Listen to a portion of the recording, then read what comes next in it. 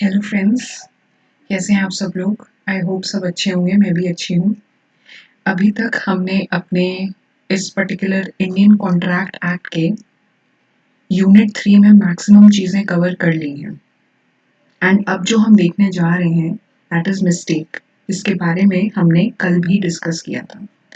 But as an like when we were discussing this topic in detail, we couldn't get how to go upon or how to proceed further with this topic. What does this topic is trying to say? But since we had started our discussion with differentiating like fraud, misrepresentation, coercion, ठीक है, undue influence, and we also discussed the legal elements. इसके अलावा हमने ये भी देखा था कि कौन से ऐसे इफेक्ट्स होते हैं और उनका लीगल कॉन्सिक्वेंस क्या होता है जो फ्री कंसेंट को अफेक्ट करता है। तो ये हमने बहुत अच्छे से डिस्कस किया था। Now we are going to start with mistake. जैसे कि कल मैंने आपसे डिस्कस किया था कि मिस्टेक होता क्या है, तो इसमें हमने दो चीजें कवर की थी, mistake of law and mistake of fact. तो मिस्टेक ऑफ लॉ में हमने ये पढ़ा था कि अगर इंडियन लॉ की मिस्टेक हो रही है तो क्या कॉन्सिक्वेंसेस होंगे, एंड अगर फॉरेन लॉ की मिस्टेक हो रही है तो क्या कॉन्सिक्वेंसेस होंगे। ठीक है, सबसे पहले जो हम लोग ने नोट्स में एक चीज कवर की थी वो ये कवर की थी कि मिस्टेक जो है वो डिफाइन हो सकती है कोई भी इनोसेंट या एरोनियस बिलीफ, ठीक है, जिससे कि पार्टी को मिसअंडरस्टैंडिंग हो जाए। एक पार्टी अगर इनोसेंट रह के कोई ऐसा एक्ट कमिट कर दे रही है अनइंटेंशनली जिसकी वजह से दूसरी पार्टी को मिसअंडरस्टैंडिंग हो जाए, दैट इज मिस्टेक। ठीक है, मिस्टेक बाइलेटरल भी हो सकती है, यूनिलेटरल भी हो सकती है। फिर हमने मिस्टेक ऑफ लॉ फैक्ट देखा था, लेकिन अब हम पहले एक बार ये समझ लेते हैं जो हमने ये बात कल भी डिस्कस करी थी कि मिस्टेक ऑफ लॉ में क्या कॉन्सिक्वेंसेस होंगे, क्या कॉन्ट्रैक्ट वैलिड होगा, वॉइड होगा।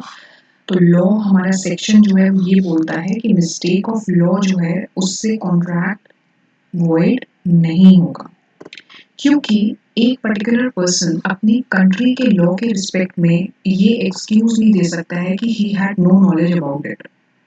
ही can not say that he had no awareness, no information about this particular law, और जिसकी वजह से मुझे आइडिया नहीं था, मान लो उस पार्टी ने कहा मुझे आइडिया नहीं था, तो उससे कॉन्ट्रैक्ट वैलिड रहेगा, वॉइड नहीं होगा। ठीक है, लेकिन इसमें ये लिखा है कि mistake of law is caused through inducement of another, the contract में बी अवॉइडेड।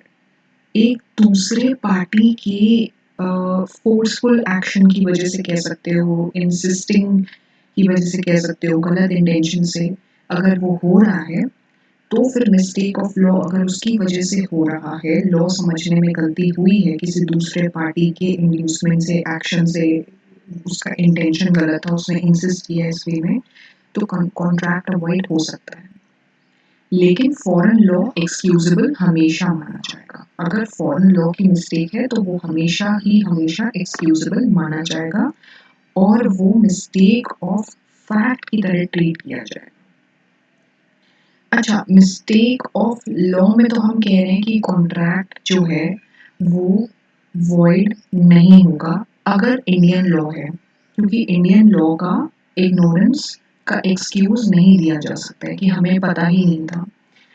फॉरेन लॉ की अगर मिस्टेक हो रही है तो उसको एक तरह से हम मिस्टेक ऑफ लॉ में तो कवर कर रहे हैं, यहाँ पे मिस्टेक ऑफ लॉ में कवर कर रहे हैं उसको, लेकिन वो कहीं ना कहीं मिस्टेक ऑफ फैक्ट से रिलेटेड हो जाता है, क्योंकि मिस्टेक ऑफ फॉरेन लॉ जो है उसका एक बार पार्टी एक्सक्यूज दे सकती है कि मुझे आइडिया नहीं था, क्योंकि इतनी सारी कंट्रीज हैं, किस किस कंट्री का पर्टिकुलरली वो लॉ याद रखेंगे अगर कोई कॉन्ट्रैक्ट कर रहे हैं, और कितने लॉज को वो रिकॉल करके समझेंगे अपने पर्टिकुलर कॉन्ट्रैक्ट को, तो ये पॉसिबल नहीं है बहुत लंबे एक्सटेंट तक। इसलिए उसको मिस्टेक ऑफ फैक्ट माना गया है और उस कॉन्ट्रैक्ट को अवॉइड किया जा सकता है। ठीक है, तो इस पर्टिकुलर टॉपिक में जिस्ट तो ये निकल के आती है कि मिस्टेक ऑफ लॉ में, मिस्टेक ऑफ इंडियन लॉ अगर हो रहा है तो वो वॉइड नहीं होगा, वो वैलिड ही माना जाएगा contract particularly. Mistake of foreign law है तो वो एक्सक्यूजेबल है, कॉन्ट्रैक्ट अवॉइड कर सकते हैं, वॉइड भी डिक्लेयर हो सकता है बाद में, कोई दिक्कत नहीं है। And mistake of foreign law भली मिस्टेक ऑफ लॉ में कवर हो रहा है, लेकिन ये एक तरह से रिलेटेड है मिस्टेक ऑफ फैक्ट की। समझ आ रही है बात? तो ये चीज इसमें कवर हो रही है। अच्छा, दूसरी चीज ये कि अब अगर हम बात करें बाइलेटरल एंड यूनिलेटरल की, तो इसके बारे में भी हमने पहले डिस्कशन किया। मिस्टेक ऑफ लॉ कवर हो गया, ठीक है। मिस्टेक ऑफ फैक्ट में ये आते हैं आपका बाइलेटरल एंड यूनिलेटरल। तो बाइलेटरल में दो चीजें कवर होती हैं, एक तो mistake as to subject matter, ठीक है, mistake as to subject matter, and दूसरी चीज जो कवर होगी वो होगी mistake as to possibility of performance.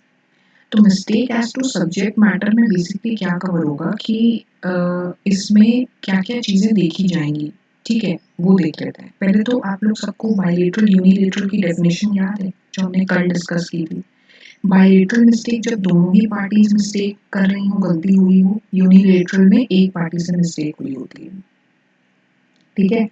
और क्योंकि मिस्टेक जो है इग्नोरेंस से, फॉरगेटफुलनेस से, अनकॉन्शियसनेस से, ओमिशन से, एरर से हो जाती है, ठीक है। तो अब इस केस में मिस्टेक ऑफ फैक्ट में जब ये दो चीजें कवर होती हैं, जैसे दोनों पार्टी से मिस्टेक हो गई है, एक से हो गई, तो कैसे बाइलेटरल में जैसे दोनों से मिस्टेक हुई है तो वो क्या क्या एलिमेंट्स को कवर करेगी। जैसे फर्स्ट पार्ट जो इसमें कहता है mistake as to subject matter, इसका मतलब ये कि कोई ऐसा पार्ट है अग्रीमेंट का जो पूरी तरह से उस अग्रीमेंट को, उस पर्टिकुलर कॉन्ट्रैक्ट को बहुत ज़्यादा अफेक्ट करेगा। अगर वो चेंज हुआ तो वो बहुत ज़्यादा इन्फ्लुएंस करेगा। वो ऐसा सब्सटेंस है पूरे कॉन्ट्रैक्ट का जो पूरे उस पर्टिकुलर कॉन्ट्रैक्ट को इन्फ्लुएंस करेगा, बहुत अच्छी तरीके से करेगा। जैसे क्वालिटी हो गई। अब क्वालिटी मतलब जैसे किसी भी पर्टिकुलर अगर हम बात करें ट्रांजैक्शन की, तो उसमें जैसे डीलिंग हुई दो पार्टीज के बीच में, ए और बी के बीच में, कि हम इतना टन आपको सप्लाई करेंगे ऑयल। जैसे कोई भी टन का मटेरियल सप्लाई होगा, ठीक है, शुगर सप्लाई हो रही है लेकिन शुगर की क्वालिटी अच्छी नहीं है। अब शुगर की क्वालिटी अच्छी नहीं है, ए ने बी को ये नहीं बताया कि क्वालिटी कैसे होगी, बी ने भी डायरेक्टली ए से कंफर्म नहीं किया कि क्वालिटी कैसे होगी।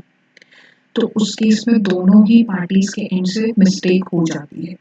इग्नोरेंस में दोनों ने ही एक दूसरे को क्लैरिफाई नहीं किया, ठीक है। तो अगर मिस्टेक ऑफ फैक्ट होगी, पहले तो ये देख लो कि लीगल कॉन्सिक्वेंस क्या होंगे। मिस्टेक ऑफ फैक्ट होगा तो क्या अग्रीमेंट वॉइड माना जाएगा? हाँ, वॉइड माना जाएगा, ठीक है। तो क्वालिटी के केस में हो सकता है, एग्जिस्टेंस के केस में हो सकता है, जैसे कोई चीज एग्जिस्ट कर रही है कि नहीं कर रही है। एक पार्टी ने दूसरी पार्टी को सोचा कि हम ये पर्टिकुलर कमोडिटी डिलीवर करेंगे, और इस मान लो ब्रांड है कोई फ्लाइंग मशीन, ठीक है, लेकिन बी पार्टी जो है वो ये सोच के चल रही है कि मुझे तो एडिडास का मटेरियल मिलने वाला है, और ये चीज उसने कंफर्म करी ही नहीं ए पार्टी से। पार्टी ए से उसने कंफर्म किया ही नहीं कि मुझे एडिडास का ही मटेरियल चाहिए, और ए सोच के बैठा है कि मैं फ्लाइंग मशीन कर लूंगा। तो ये एग्जिस्टेंस इसलिए इसमें कवर हो रहा है क्योंकि पार्टी ए को एक तरह से ये बोल सकते हैं कि कंफर्म ही नहीं है कि एडिडास के लिए बी सोच रहा है, जबकि एडिडास मटेरियल है ही नहीं मेरे पास। समझ रहे हैं? तो इससे पूरा कॉन्ट्रैक्ट इन्फ्लुएंस होगा, अफेक्ट होगा, no doubt in that. Identity. Identity का मतलब जैसे किसी पर्टिकुलर प्रोडक्ट की आइडेंटिटी, ठीक है। टाइटल। टाइटल मतलब हो गया जैसे ब्रांड से रिलेटेड, आप कह सकते हो ब्रांड नेम से रिलेटेड इस चीज को जोड़ सकते हो कि इस चीज का, इस ब्रांड का इतना नाम है। अमूल जैसे है ब्रांड, उसका इतना नाम है। कोई जैसे फॉर एग्जांपल XYZ कोई कंपनी है, उसका कोई मिल्क ऑफर कर रहा है, तो उसकी उस ब्रांड की इतनी वैल्यू नहीं है जितनी अमूल की वैल्यू है, क्योंकि सब अमूल के पीछे भागते हैं। अमूल को एक अच्छा ब्रांड समझा जाता है। तो नया ब्रांड ऐसे में लॉन्च होगा तो उसको कस्टमर कैसे मिलेगा? नहीं मिल पाएगा, क्योंकि उसकी इतनी गुडविल ही नहीं है मार्केट में, वो अभी नया लॉन्च हुआ है और उसको स्टैंड करने में टाइम लग जाएगा। तो टाइटल से रिलेटेड भी कॉन्ट्रैक्ट्स में क्लैशेस आ सकते हैं, नेगोशिएशंस गलत हो सकते हैं। प्राइस प्राइस और क्वांटिटी ये दो चीज़ें ऐसी हैं, और क्वालिटी हो गई, जैसे ये कई कभार इग्नोर हो जाती है, ओवरलुक हो जाती है। जैसे एक पार्टी ने कहा कि हम इतना मटेरियल आपको डिलीवर करेंगे एंड प्राइस नेगोशिएबल है, लेकिन इतने बेस पॉइंट्स तक, जैसे उसने मेंशन कर दिया, और बी सोच के बैठा है कि हम तो इतने से इतना कम करवा लेंगे, बार्गेन करवा लेंगे, और सब कॉन्ट्रैक्ट बढ़िया चल जाएगा हमारे बीच में, दोनों पार्टीज की अंडरस्टैंडिंग तो है ही, हम लोग अच्छे से फ्रेंड्स हैं, हम लोग जानते हैं। बट जब कॉन्ट्रैक्ट नेगोशिएट होने की बात आई, तो ना तो ए ने अग्री किया उसके प्राइसिंग पे जो बी सोचता है, और ना बी ने अग्री किया। तो ये दोनों पार्टीज के एंड से ये एक तरह का मिस्टेक हो सकता है, जिसकी वजह से कॉन्ट्रैक्ट वॉइड डिक्लेयर हो जाएगा। दूसरा इसमें पार्ट जो कवर हो रहा है, वो हो रहा है mistake as to possibility of performance, है ना। कोई इश्यूज रह सकते हैं, जैसे कोई ऐसे लीगल परफॉर्मेंस या फिजिकल परफॉर्मेंस। ठीक है, कॉन्ट्रैक्ट हो गया, पर्टिकुलरली सब इनिशिएट हो गया, साइनिंग हो गई, लेकिन जब ट्रक में सारा मटेरियल, सारे गुड्स, कमोडिटीज लोड हुए, और दूसरी जो परचेजिंग पार्टी है उसके पास आने के लिए जब वहां से निकले, ठीक है, पार्टी ए के यहाँ से निकले, जैसे सप्लायर के यहाँ से निकले, इन ट्रांसिट ही वो डिस्ट्रॉय हो गए किसी ना किसी रीजन से, परफॉर्मेंस हो गया ना। तो ये तो बात की बात है, मतलब इससे डिस्ट्रक्शन से तो कॉन्ट्रैक्ट नहीं हो पाएगा, चलो वो अलग बात है। लेकिन बायलेटरल में कैसे कवर होगा परफॉर्मेंस की पॉसिबिलिटी? बायलेटरल में कैसे कवर होगा कि दोनों पार्टीज की मिस्टेक? पार्टी ए ने ये डिस्कस नहीं किया कि माल कैसे भेजा जाएगा, और पार्टी बी सोच के बैठा था कि ट्रक से भेजा जाएगा, ठीक है, और ऐसे में ट्रक से माल मंगवाया जा रहा है एंड एक्सीडेंट हो जाता है, बहुत बुरी तरह मटेरियल डिस्ट्रॉय हो जाता है। मतलब कोई भी उसके, जैसे कहते हैं ना कि कोई भी स्क्रैप वैल्यू नहीं बची उसकी, कि 5% 10% स्क्रैप वैल्यू बची हो, तो वो नहीं बची। जैसे दूसरा एग्जांपल ये हो गया कि पार्टी ए ने कॉन्ट्रैक्ट तो कर लिया, लेकिन एक कॉन्ट्रैक्ट किया प्रॉपर्टी बेचने का, अपनी इमूवेबल प्रॉपर्टी बेचने का, लेकिन उसने पार्टी बी से ये डिस्कस नहीं किया कि इसके लीगल कॉन्सिक्वेंसेस क्या हो सकते हैं, क्योंकि जो प्रॉपर्टी बेचने की बात की जा रही है उसमें एज सच जो लैंड है वो सही नहीं है लीगल ग्राउंड्स पे एंड टेक्निकल ग्राउंड्स पे भी, ठीक है, कोई भी इशू हो सकता है, वो प्रॉपर नहीं है लैंड की, वो बिल्डिंग को एज एन कह सकते हैं, जैसे जब जितने भी कंस्ट्रक्शन वर्क्स होते हैं उसमें हर तरह की जो भी परमिशंस ली जाती हैं लीगल टेक्निकल ग्राउंड्स पे, तो उसमें भी जैसे अगर कोई भी इश्यूज होते हैं कंस्ट्रक्शन, जैसे अर्थक्वेक रेजिस्टेंट है कि नहीं, लैंड प्रॉपर है, तो लैंड का पूरा इंस्पेक्शन होता है। तो इस बारे में मान लो इंस्पेक्शन हुआ नहीं हुआ, ए ने बी को नहीं बताया, एंड उसके बाद अगर कोई भी थर्ड पार्टी आ जाती है, कोई सूट फाइल कर दे, या क्वेश्चन अराइज हो जाए कि नहीं ये लैंड तो डिस्प्यूटेड है, ये पर्टिकुलर लैंड तो इस पर्सन ने सेल आउट की थी, जो कि शुरू से ही डिस्प्यूटेड रही है, इस पे तो कोर्ट का स्टे है या कोर्ट ने ऑर्डर दिया हुआ है पर्टिकुलरली, तो ये लीगल चीजें अराइज हो सकती हैं जो दो पार्टीज ना डिस्कस करें आपस में। मतलब जो सेलर है वो भी ना इनिशिएट करे बताने को, और जो परचेजर है वो भी ना पूछे। तो बायलेटरल में ये सब एग्जांपल्स कवर हो सकते हैं बहुत अच्छी तरीके से।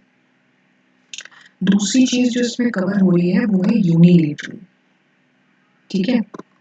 तो यूनिलेटरल में क्या आ जाएगा, आइडेंटिटी ऑफ पर्सन, जैसे एक पर्सन की आइडेंटिटी, अब यूनिलेटरल मिस्टेक मतलब जैसे एक ने मिस्टेक करी, एक से गलती हो गई, तो जैसे एक पर्सन जो कॉन्ट्रैक्ट में एंटर कर रहा है उसने सोचा कि सामने वाला जो है वो तो बहुत अच्छा है, उसके बहुत अच्छी मार्केट में गुडविल है और ये सबके साथ बहुत हम्बल रहता है, लेकिन होता कुछ और है।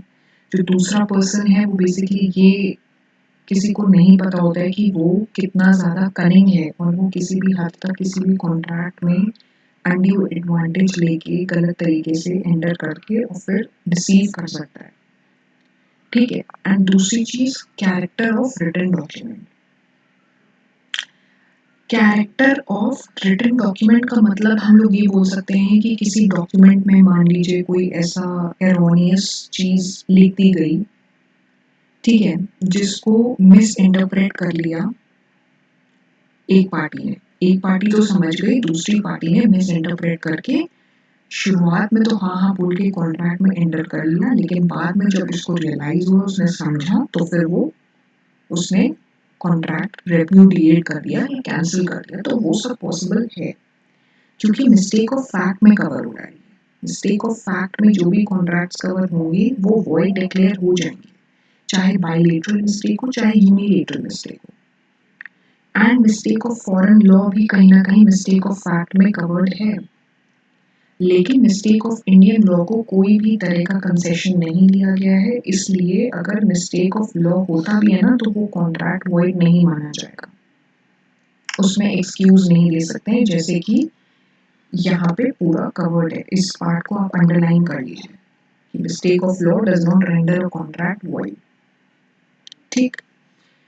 इसके अलावा जो हमने समझा था वो ये समझा था legality of object and consideration, जो कि हमने फर्स्ट यूनिट में अपने कहीं ना कहीं कवर किया था। ये पार्ट तो आप सबको समझ आ गया होगा कि कौन कौन से ऐसे एलिमेंट्स हैं जो फ्री कंसेंट को विशिएट करते हैं। अब हमारा नेक्स्ट टॉपिक जो रहेगा वो रहेगा legality of object and consideration. इस पे थोड़ी सी बात कर लेते हैं एंड फिर नेक्स्ट क्लास में हम इसको डिटेल में समझेंगे भी और नोट्स भी देखेंगे इसके, क्योंकि मैं अभी इंस्टीट्यूट का मॉड्यूल कवर करके चल रही हूँ, इसलिए ये जितनी भी चीजें हैं ये सब इसी से ही कवर होंगी। ठीक है। अच्छा, legality of object and consideration हम लोग ने ये पढ़ा था फर्स्ट यूनिट में कि ऑब्जेक्ट प्लस कंसिडरेशन दोनों ही लॉफुल होना चाहिए, इलीगल नहीं होना चाहिए। और इसके कुछ इसमें एक्सेप्शंस दिए हुए हैं। सेक्शन 23 जो है वो क्या मेंशन करता है, ये सेक्शन 23 है एंड ये क्या मेंशन करता है, इसमें कंसिडरेशन और object of an agreement is lawful unless it is forbidden by law. या तो लॉ ने उसको रोक के रखा है, प्रोहिबिट करके रखा है, ठीक है, या फिर वो फ्रॉडलेंट है, उसमें कोई गलत एक्शंस या इंटेंशंस इन्वॉल्व हैं, या किसी पर्सन या प्रॉपर्टी को हार्म करना इन्वॉल्व है, या कोर्ट उसको गलत बोलता है, सोसाइटी के लिए पब्लिक के लिए इमोरल बताता है, ठीक है, या वो ऐसे नेचर का है कि वो किसी भी लॉ के प्रोविजंस के अगेंस्ट में जा सकता है या सेक्शन के अगेंस्ट में जा सकता है। तो यही बात इसमें करी हुई है, कंसिडरेशन और ऑब्जेक्ट ऑफ एन अग्रीमेंट वैसे तो लॉफुल माना जाएगा और वो लॉफुल होगा तभी वो कॉन्ट्रैक्ट बनेगा, क्योंकि वो कॉन्ट्रैक्ट का एक एसेंशियल एलिमेंट है।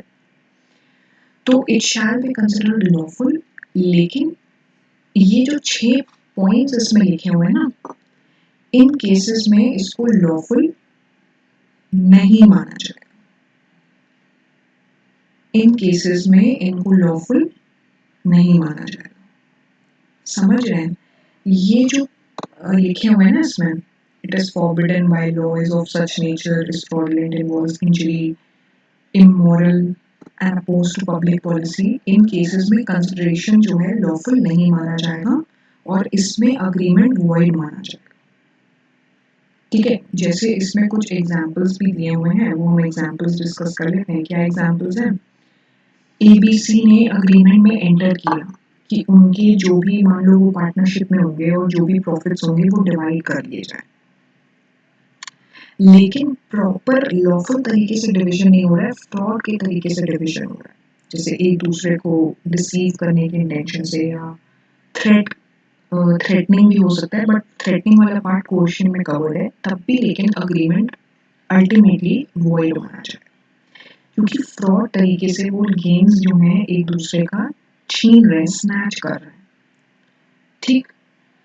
या फिर ए बी को प्रॉमिस करता है कि मैं तुम्हारे के अगेंस्ट में जो भी मैंने लीगल प्रोसीडिंग्स शुरू की हैं, रॉबरी क्योंकि तुमने करी थी, तुमने मेरा सामान चुराया था, तो वो मैं छोड़ दूंगा, ठीक है।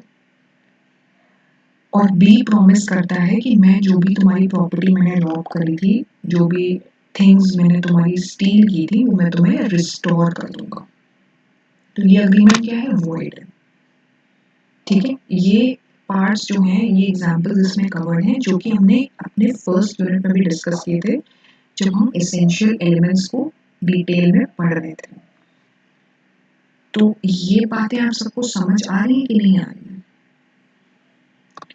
इसके अलावा जैसे एक एग्जांपल इसमें ये भी हो सकता है कि एक पर्सन ने दूसरे पर्सन को प्रॉमिस किया कि मैं तुम्हें जॉब दूंगा गवर्नमेंट सर्विस, गवर्नमेंट सेक्टर में या पब्लिक सेक्टर में, और दूसरा पर्सन उसको कहता है कि मैं इसके बदले में तुम्हें 1 लाख रुपए दे दूंगा। तो क्या ये पब्लिक पॉलिसी के लिए एथिकल है? क्या ये एथिक्स को फॉलो करता है? बिल्कुल भी नहीं फॉलो करता, इसलिए ये अग्रीमेंट भी वॉइड होगा। और यही सब चीजें जो है लॉफुल कंसिडरेशन एंड ऑब्जेक्ट को अपोज करती हैं, कंडेम करती हैं, और यही सब चीजें इसमें कवर्ड है। अब इसमें हम लोग क्या करेंगे ना, जो भी, अब क्योंकि lawful consideration and object unlawful कब कब होता है, इसके लिए कुछ पॉइंट्स हैं जो हमने अभी 6 पॉइंट्स पढ़े हैं, इन सबको डिटेल में कवर किया गया, इन सबको डिटेल में कवर किया गया। उसके बाद हमारे इंस्टीट्यूट के मॉड्यूल ने क्या लिखा है, जो भी कंसिडरेशन अगर पब्लिक पॉलिसी के खिलाफ है या अग्रीमेंट्स पब्लिक पॉलिसी के खिलाफ है, तो उसके कौन कौन से एग्जाम्पल्स हो सकते हैं, जैसे एनिमी से ट्रेडिंग हो गया, स्टिफलिंग प्रोसिक्यूशन हो गया, मेंटेनेंस इन चैम्पोर्टी हो गया, traffic related to public offices हो गया, ये सब जितने भी पॉइंट्स हो गए ना, ये इसमें डिटेल में कवर किए, तो वो हमें एक बार कवर करने पड़ेंगे। जैसे इसका मैं फर्स्ट पार्ट डिस्कस कर लेती हूँ कि क्या बोल रहा है। जैसे अब क्या बोला जाए कि कंसिडरेशन या object is forbidden by law, acts जो भी फॉरबिडन है, लॉ जो अलाउ नहीं करता है या जो लॉ पनिश करता है किसी भी स्टैट्यूट कह दो, किसी भी सेक्शन में, या ऐसे रेगुलेशंस ऑर्डर्स बनाए गए हैं उस पर्टिकुलर चीज को कह सकते हैं रोकने के लिए, रिस्ट्रेन करने के लिए। तो अगर वो कोई कंसिडरेशन या ऑब्जेक्ट उससे जुड़ा हुआ है, तो वो हमेशा अग्रीमेंट के फॉर्म में अगर अपीयर हो रहा है, एग्जिस्ट कर रहा है, तो वो वॉइड ही माना जाए, ठीक है। जैसे ग्रास कट करने का लाइसेंस जो है वो फॉरेस्ट डिपार्टमेंट देता है फॉरेस्ट एक्ट में, ठीक है। और उसमें टर्म्स ये होती हैं कि जैसे जिसको लाइसेंस दिया जा रहा है वो अपना इंटरेस्ट किसी और को नहीं ट्रांसफर करे, फॉरेस्ट डिपार्टमेंट की परमिशन के बिना, नहीं तो फाइन होगा। लेकिन इसके बाद भी अगर एक पार्टी अपना इंटरेस्ट, अपना ये पावर जो है उसको जो डिपार्टमेंट देता है, परमिशन देता है, वो अगर ट्रांसफर कर देता है, असाइन करता है किसी और पर्सन को, तो क्या अग्रीमेंट वैलिड होगा? असाइनमेंट ये वाला वैलिड होगा कि नहीं होगा, मेरे को बस ये बताइए। ये असाइनमेंट या ये ट्रांसफर प्रोहिबिटेड नहीं है लॉ में, फॉरेस्ट डिपार्टमेंट ने अपने एक्ट में मेंशन करके रखा है कि अगर तुम ट्रांसफर कर रहे हो तो उसके लिए परमिशन लो, नहीं तो फाइन लगेगा, लेकिन प्रोहिबिट नहीं किया है। तो इसलिए ये अग्रीमेंट वैलिड होगा, ठीक है। इसके लिए पार्टी ए जिसने असाइन किया उसको सिर्फ फाइन देना पड़ेगा। लेकिन अगर मान लो कोई भी ऐसा पर्टिकुलर एक्ट के तहत उसने कोई ऐसा लाइसेंस लिया जिसके अगेंस्ट में अगर वो कोई भी एक्शन लेता है, तो उसको जेल हो जाएगी, इम्प्रिजनमेंट भी हो जाएगी, प्लस फाइन भी लगेगा, क्योंकि वो लॉ में प्रोहिबिटेड है। तब फिर वो अग्रीमेंट पर्टिकुलरली वॉइड माना जाएगा, ठीक। तो यही एग्जाम्पल जो है इसमें कवर्ड है, ये लाइसेंस वाला, ठीक है। जो आप एक बार इसको पढ़िएगा, ये बहुत अच्छा एग्जाम्पल है जो इसमें कवर किया हुआ है।